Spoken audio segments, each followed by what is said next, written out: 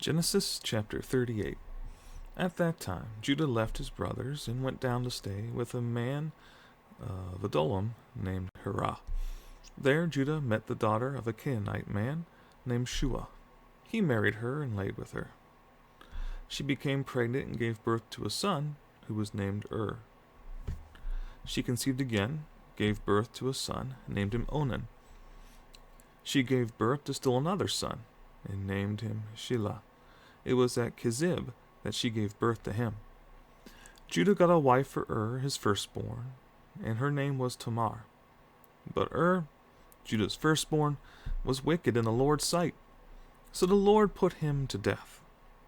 Then Judah said to Onan, "Lie with your brother's wife, fulfill your duty to her as a brother-in-law, to produce offspring for your brother."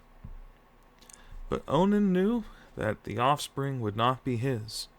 So, whenever he lay with his brother's wife, he spilled his semen on the ground to keep from producing offspring for his brother. What he did was wicked in the Lord's sight, so he put him to death also. Judah then said to his daughter-in-law Tamar, "Live as a widow in your father's house until my son Shelah grows up," for he thought, "He may die too, just like his brothers." So Tamar went to live in her father's house. After a long time, Judah's wife, the daughter of Shua, died.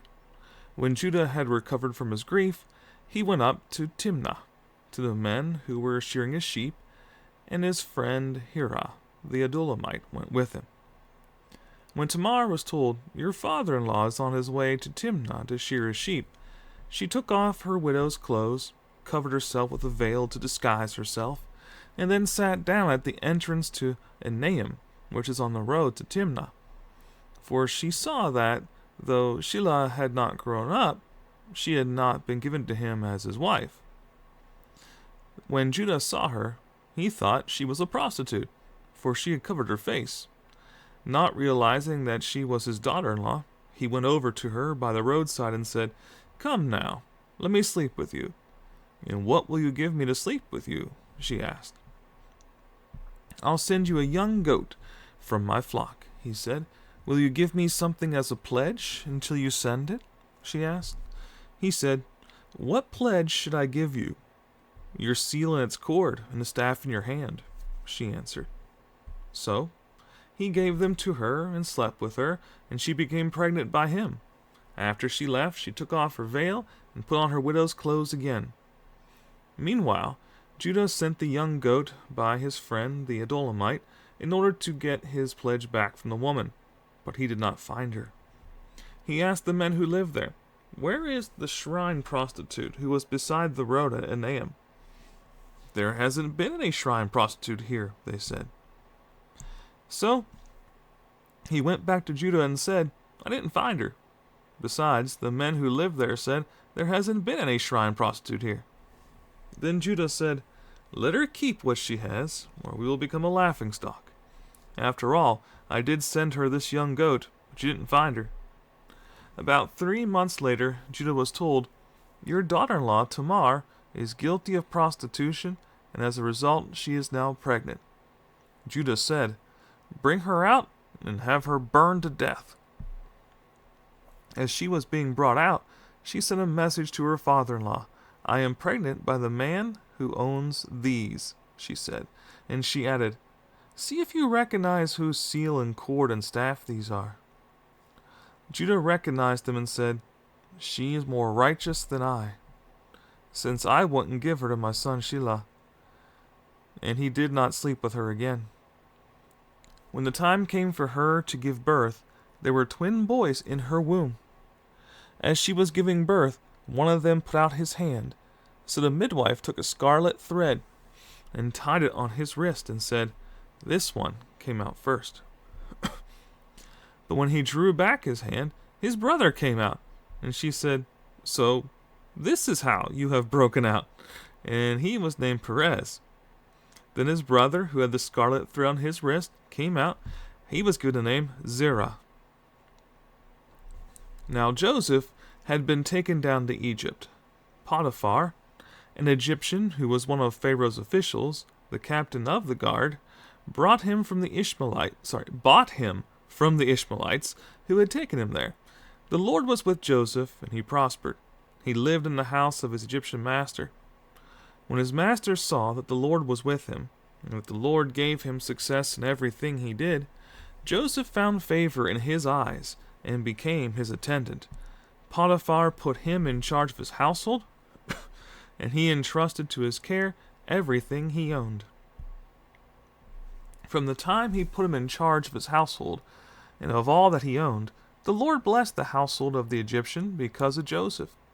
The blessing of the Lord was on everything Potiphar had, both in the house and in the field. So he left in Joseph's care everything he had. With Joseph in charge, he did not concern himself with anything except the food he ate. Now Joseph was well built and handsome, and after a while his master's wife took notice of Joseph and said, "Come to bed with me." But he refused. "With me in charge," he told her, "my master does not concern himself with anything in the house. Everything he owns he's entrusted to my care. No one is greater in this house than I am. My master has withheld nothing from me except you, because you're his wife. How then could I do such a wicked thing and sin against God?"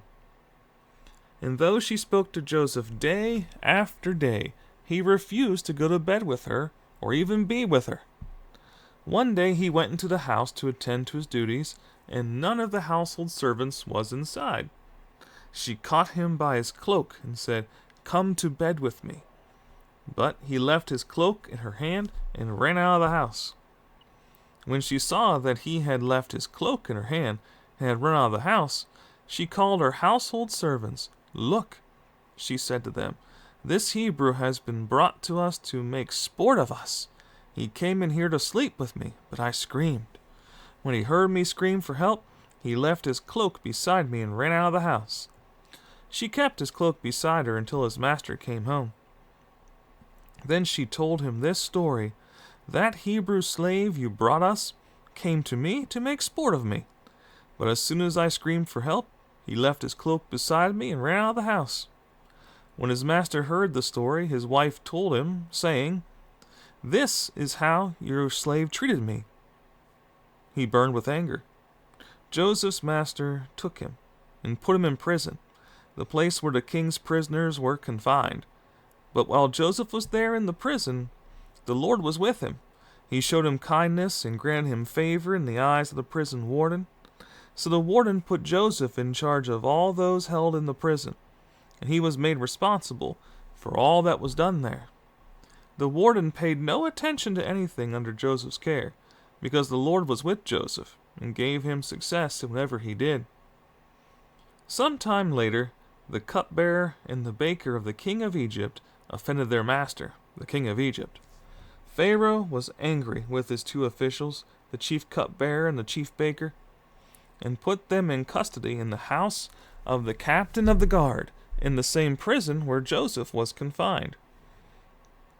The captain of the guard assigned them to Joseph, and he attended them.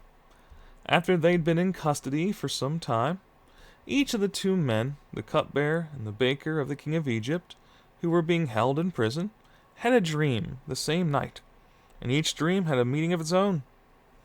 When Joseph came to them the next morning, he saw that they were dejected. So he asked Pharaoh's officials, who were in custody with him in his master's house, Why are your faces so sad today?" "We both had dreams," they answered, "but there's no one to interpret them." Then Joseph said to them, "Do not interpretations belong to God? Tell me your dreams."